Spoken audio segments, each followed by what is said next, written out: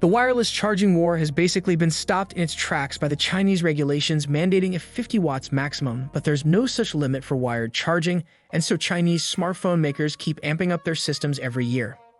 According to a new rumor from the prolific digital chat station, Realme plans to take the wired charging crown from Redmi soon with its GT Neo 5 smartphone.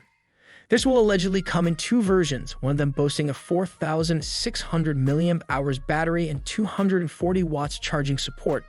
This is undoubtedly a variation of the 240 watts system that was demoed by Oppo back in February, and it will apparently stay exclusive to Realme for a while before trickling over to Oppo and OnePlus handsets.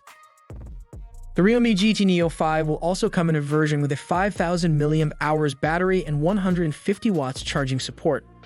Oppo's demo of the 240 watts tech showed a 4,500 mAh battery going from 0 to 100% in 9 minutes, which is probably what you should expect to see in the GT Neo 5 in real life, since the battery is only marginally bigger and the technology had months to mature in the meantime and get even more efficient.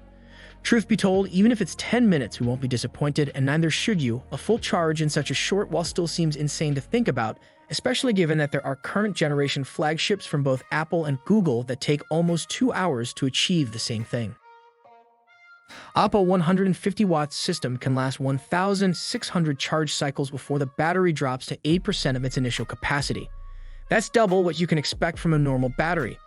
Interestingly enough, despite Realme being related to Oppo, its 150 watts tech, as seen in the GT Neo 3, comes with a lower assurance of 1,000 charge cycles before the battery drops to 80% of its initial capacity. That's still commendable, and this difference between the brands is probably reflected in the prices of their respective devices too. What do you think about the Realme GT Neo 5 240 watts fast charging? Give your opinion in the comment section below. Thanks for watching.